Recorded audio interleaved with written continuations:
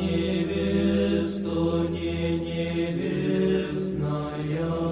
превысшая небесных сил, нетворное сияние.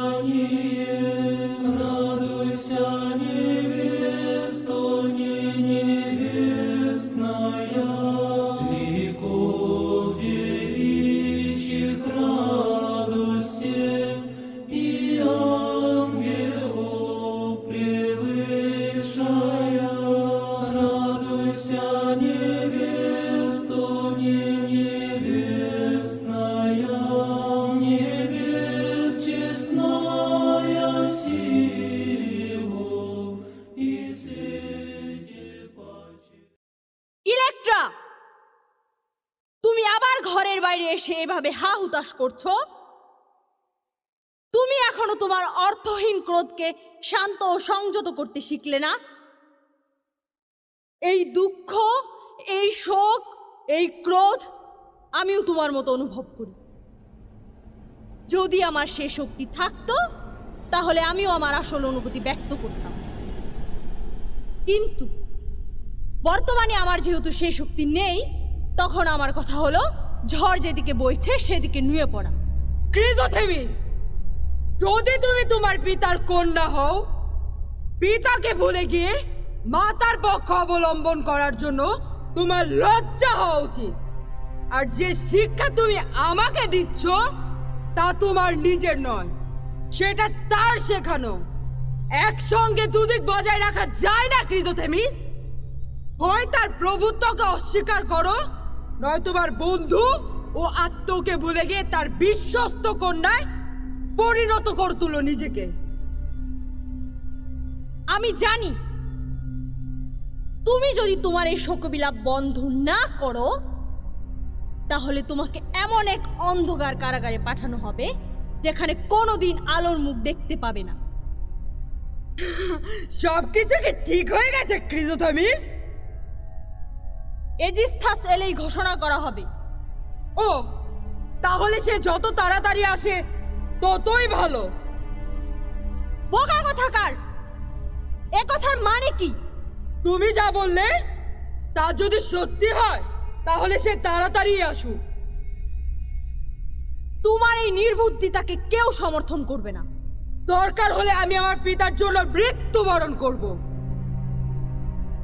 তুমি তাহলে আমার কথা শুনবে না? না, শুনবো না। এত দূর বোকামির পরিচয় আমি কখনোই দেব না। আমি তাহলে যাই। কোথায় যাচ্ছ তুমি? ওসব কি তোমার হাতে? আমাদের পিতার সমাধি ক্ষেত্রে দেবার জন্য মাতা শ্রদ্ধাঞ্জলি পাঠিয়েছেন। যাকে তিনি সবচেয়ে বেশি ঘৃণা করেন তার জন্য শ্রদ্ধাঞ্জলি? বাহ, চমৎকার। তুমি কি বলতে চাচ্ছ যাকে তিনি হত্যা করেছেন? না, এই শ্রদ্ধাঞ্জলি কার পরামর্শে তিনি পাঠাচ্ছেন? আমার মনে হয় মা রাতে দুঃস্বপ্ন দেখে ভয় পেয়েছেন।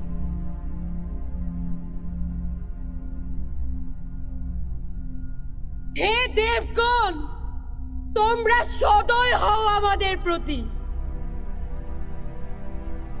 তারই ভয় থেকে তুমি কি কিছু আশা করছো? তা আমি বলতে পারবো না।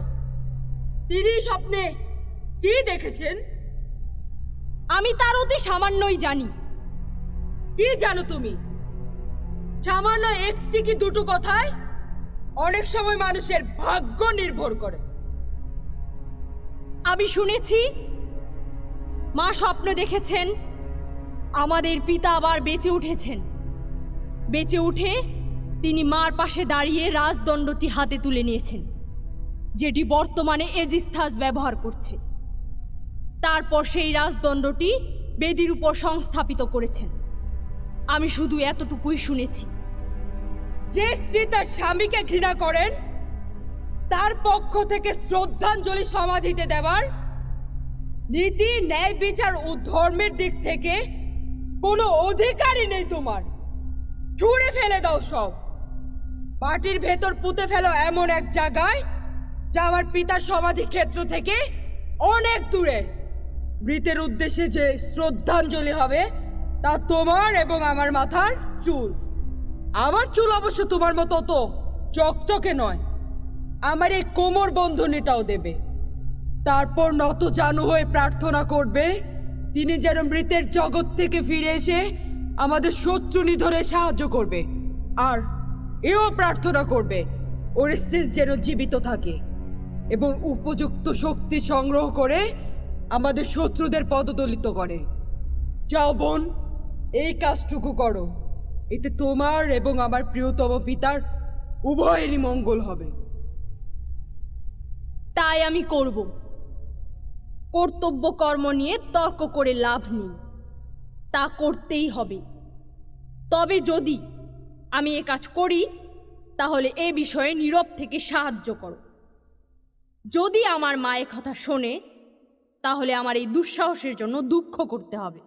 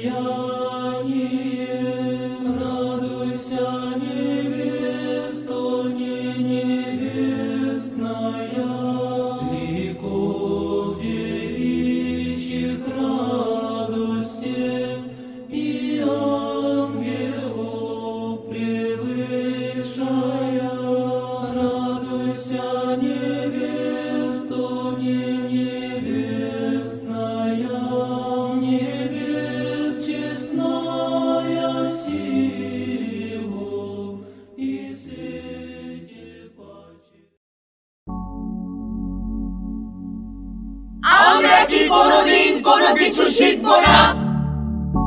এমনকি আকাশে বাতাসে উড্ডীয়মান পাখিরাও জানে কেমন করে জন্মদাতা পিতামাতাদের সেবা যত্ন করতে হয়। আমরা কি সেইভাবে আমাদের পিতামাতার ঋণ কিছু পরিমাণে পরিশোধ করতে পারবো না? স্বর্গলোকে এখনো যখন ন্যায় বিচার আছে, সর্বশুদ্ধ উদাসন আছে, তখন সকল কর্মাকর্মের বিচার একদিন হবে। সমস্ত মৃন্ময় পৃথিবী সমাহিত আত্রেয়স পুত্রদের জন্য অশ্রু বিসর্জন করতে পারি নীরবে, কিন্তু অন্তত একটি মাত্র কন্যা বিশ্বাসঘাতকদের জঘন্য ও লজ্জাজনক কর্মের কথা বলিষ্ঠভাবে ঘোষণা করুক। আজ গৃহের মধ্যে দ্বন্দ্ব শুরু হয়ে গেছে। সন্তান সন্তানের বিরোধিতা করছে। ভগিনীরা পরস্পর এক অনমনীয় দৃঢ়তার সঙ্গে দ্বন্দ্বে প্রবৃত্ত হয়ে উঠেছে। আর তাদের পিতা অশ্রুর মহাসমুদ্রে একাকী ভাসতে ভাসতে অশ্রু বিসর্জন করছে।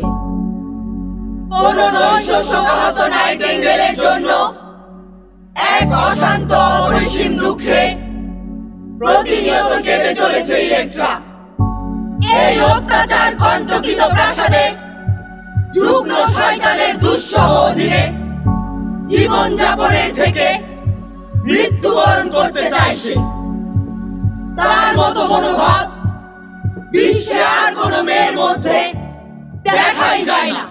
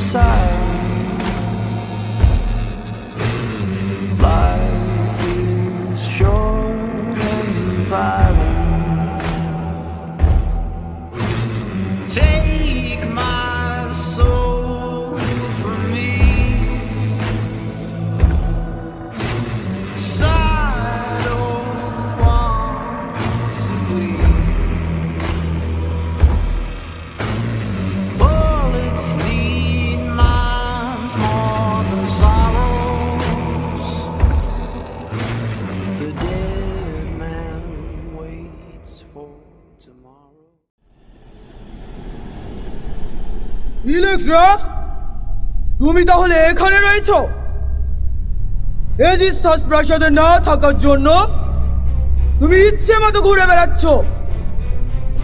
যে থাকলে অন্তত তুমি এইভাবে প্রাসাদ সীমানার বাইরে ঘুরে বেরিয়ে তোমার বংশ মর্যাদাকে ক্ষুণ্ণ করতে পারতে না ইলেক্ট্রা। তোমার যে পিতার জন্য অবিরাম অশ্রু বর্ষণ করে চলেছ, যে পিতাই তোমার এক বোনকে দেবতার কাছে বলি দেন, যে সন্তানের তিনি জনক হলেও সে সন্তান প্রসব করতে আমার কষ্ট হয় অনেক বেশি, যে কাজ করতে অন্য গ্রিসবাসী সাহস করত না, যে কাজ তিনি অবলীলাক্রমে করেন। তুমি অবশ্য বলতে পারো এ কাজ তিনি কেন করেন, কাদের জন্য এই কাজ করেন? হয়তো গ্রিকদের জন্য। যদি বলো এটা কোনো বিজ্ঞ জনচিত পিতার কাজ, আমি কিন্তু তাহলে সে কথা মানতে পারবো না। আমার সে মৃত কন্যা আজ কথা বলতে পারলে সেও আজ আমার কথাই বলতো না। আমার অনুশোচনা করার কিছু নেই। তুমি ভাবো আমি হৃদয়হীন, কিন্তু আমাকে নিন্দিত করার আগে তুমি তোমার দিকটা একবার ভেবে দেখো। এখন এই সব কথা তোলার জন্য আমি তোমাকে কোনোভাবেই প্ররোচিত করিনি, কিন্তু তোমার অনুমতি নিয়ে এখন আমি কিছু বলতে চাই, যা আমার মৃত পিতা ও ভগিনীর পক্ষ থেকে বলা ন্যায়সঙ্গত বলে আমি মনে করি। অবশ্যই বলতে পারো।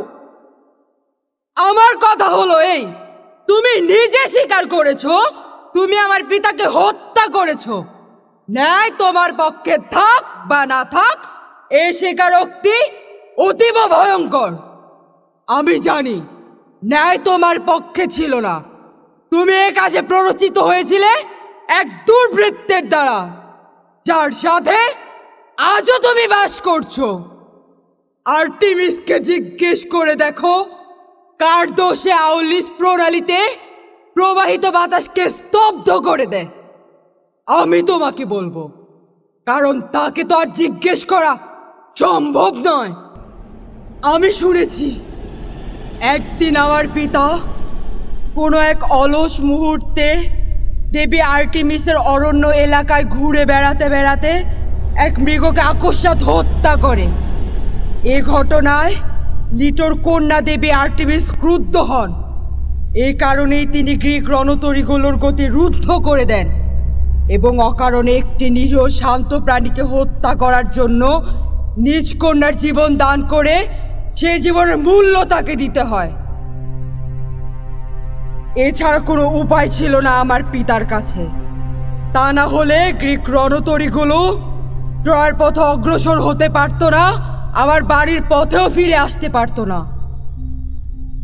তিনি নিজের ইচ্ছের বিরুদ্ধে নিজ কন্যার জীবন বলি দিতে বাধ্য হন। তুমি যা বলছো তা ঠিক নয়। মেলেনাসকে খুশি করার জন্য তিনি এ কাজ করেননি। তোমার এ অবৈধ ও ধর্মচ্যুত বিবাহের জন্য কন্যার মৃত্যুকে অজুহাত হিসেবে দাঁড় করানো তোমার সাজে না। আমি কিন্তু ন্যায় অন্যায় বোধ হারাইনি। প্রাপ্তবয়স্ক নারীতে পরিণত হয়েও মার প্রতি কি ভাষা ব্যবহার করছো ইলেক্ট্রা? তুমি হয়তো বিশ্বাস করতে চাইবে না, আমি সত্যি লজ্জিত। আমি যা বলছি তার জন্য লজ্জা অনুভব করছি, কিন্তু তোমার এই ঘৃণা আর দুর্ব্যবহারই প্রবৃত্ত করছে আমাকে এ কাজে। বদমাস মেয়ে কোথাকার! আমি যা বলেছি বা করেছি তা নিয়ে অনেক বাড়াবাড়ি করছো তুমি। আমি কিছুই বলিনি, তোমার কার্যই প্রচার করে বেড়াচ্ছে এ কথা। এবার দেবী আর্টেমিসের নামে শপথ করে বলছি, এজিস্থাস আসার সঙ্গে সঙ্গে শাস্তি পাবে তুমি। তুমি তাহলে রেগে গেছো? তুমিই আমাকে বলবার অনুমতি দিয়েছিলে, অথচ তা শুনতে চাও না। হ্যাঁ, আমি তোমাকে বলতে দিয়েছিলাম, কিন্তু এবার চুপ করে আমাকে প্রার্থনা করতে দেবে কি? আমি কিছু বলবো না, তুমি প্রার্থনা করো। হে ভিভাস, আমাদের অভিভাবক, আমার এই প্রার্থনার বাক্য সর্বসম্মুখে না বললেও এ কথা শোনো, আমার পাশে এমন একজন দাঁড়িয়ে আছে যার কাছে আমি মনের কথা বলতে পারবো না। সে হিংসা ও ঈর্ষা সিক্ত জীব দিয়ে পথে পথে আমার নামে অপবাদের বিষ ছড়িয়ে বেড়াবে। হে ঈশ্বর লাইসিয়ান, আমার মঙ্গলের জন্য আমার কথা শোনো। যে স্বপ্ন আমি আজ রাতে দেখেছিলাম, সেই স্বপ্ন এবার সত্যে পরিণত হোক। সেই স্বপ্ন যদি খারাপ হয়, তাহলে তা যেন আমার শত্রুদের উপর প্রযোজ্য হয়। আমার এই বর্তমান সুখী জীবনের অবসান ঘটাবার জন্য যারা চক্রান্ত করছে, তাদের সেই চক্রান্তকে প্রতিহত করো। হে অ্যাপোলো, আমার কথা শোনো, আমার প্রার্থনা মঞ্জুর করো। আমার প্রার্থনার কথা আমি ব্যক্ত না করলেও তুমি তা সব জানো, কারণ তুমি সর্বজ্ঞ দেবতার সন্তান।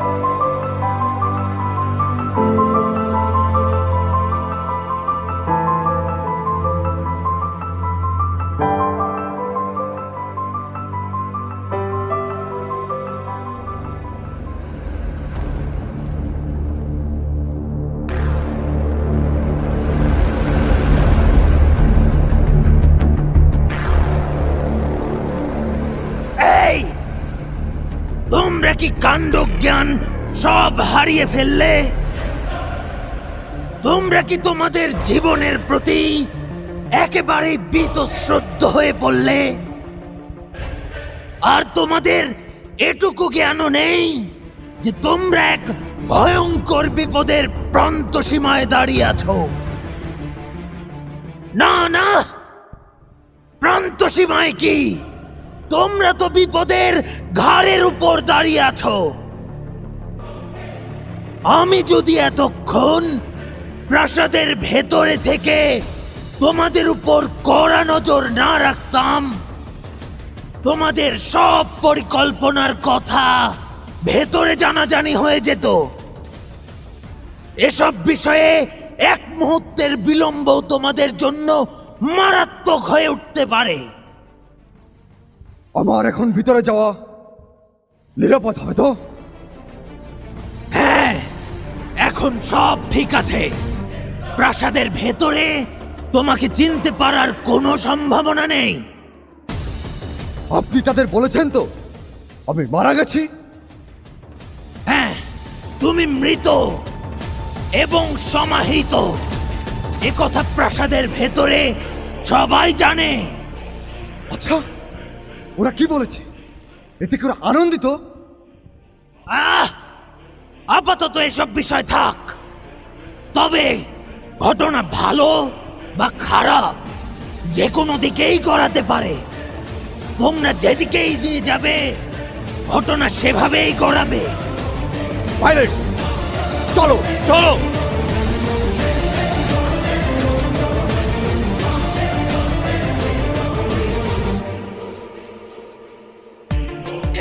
ঈশ্বরা বলো, তুমি ওদের প্রতি সদয় হও। তুমি দয়া করে আমার প্রার্থনার কথা শোনো। আমি কতবার নিজের সাধ্য মতো অঞ্জলি অর্ঘ্য দান করেছি তোমার বেদিমূলে। আজ আবারও শ্রদ্ধার সঙ্গে ঠকাতরে প্রার্থনা জানাচ্ছি, তুমি আমাদের অভিলাষ পূরণ করো। দুর্বৃত্ত আর পাপিষ্ঠদের কি শাস্তি হওয়া উচিত তা মানব জাতিকে দেখিয়ে দাও। আমাকে দয়া করো, তোমার মার প্রতি দয়া করো। তুমি তোমার পুত্র ও তার পিতার ওপর দয়া করনি। এবার সারা রাজ্য হাঁপ ছেড়ে বলবে সকল দুঃখের অবসান ঘটল। আবার আঘাত করো তাকে। এই যে শাস্ত্রেও যেন এই আঘাত সহ্য করতে হয়। অভিশাপ সত্য হলো। সমাধি গহ্বর হতে মৃত ব্যক্তি প্রাণ ফেলে পেল। দীর্ঘকাল পর নিহত ব্যক্তি হত্যাকারী রক্ত পান করলো। ওই ওরা এসে গেছে। ওদের হাত রক্তে লাল, বলিদানের রক্তে রঞ্জিত। সবকিছুকে ঠিক আছে? হ্যাঁ, সবকিছু ঠিক আছে। পাপিষ্টাকে হত্যা করেছে তো? হ্যাঁ, তার কাছ থেকে আর কোনো যন্ত্রণা সহ্য করতে হবে না তোমায়। আমি এজিস্তাসকে দেখতে পাচ্ছি। যাও, ভেতরে যাও। কোথায় সে? প্রাসাদের মোড় ঘুরে এদিকে আসছে। যাও, ভেতরে যাও। চলো ওরেস্টেস, দ্রুত।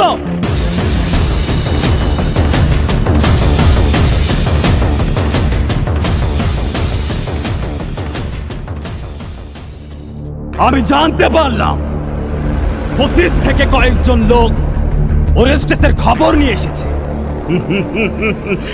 ওরেস্টেস নাকি রথ থেকে পড়ে মারা গেছে। ও তোমার ভাই, তুমি নিশ্চয়ই ওর সম্পর্কে কিছু জানো। এ ব্যাপারে তুমি আমায় বলতেই পারো। হ্যাঁ, অবশ্যই জানি। আমার প্রিয়জন ও আত্মীয়র জীবনে কি ঘটেছে না ঘটেছে তা আমার জানা উচিত। পুত্রা কোথায়? তারা বাড়ির ভেতরে আছে। রানীকে তারা শ্রদ্ধা নিবেদন করছে। তারা কি বলেছে? ওরেস্টেস কি সত্যিই মারা গেছে? শুধু মুখেই বলেনি, প্রমাণ এনেছে। সেই প্রমাণ কি আমি দেখতে পারি? হ্যাঁ, আপনি তা দেখতে পারেন। এটা এমন কোনো সুন্দর দৃশ্য নয়।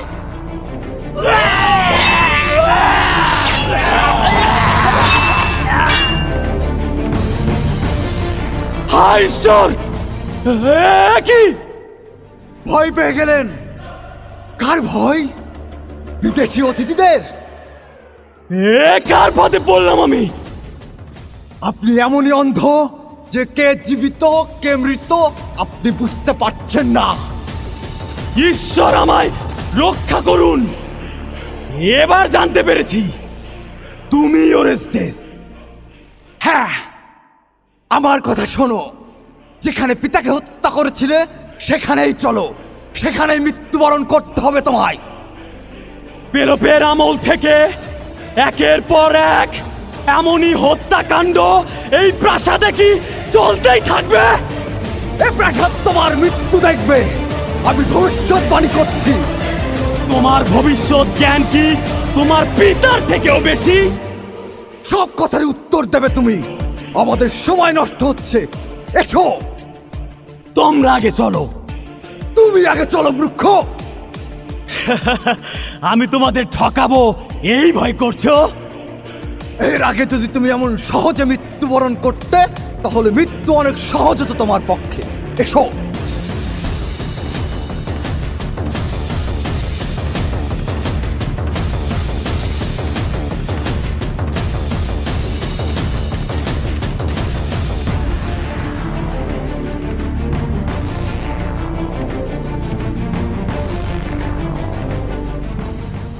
আজ আত্রিউস বংশের এই প্রাসাদটি সকল দুঃখ কষ্ট হতে মুক্ত হলো। আজকের সব কাজ সম্পন্ন হলো।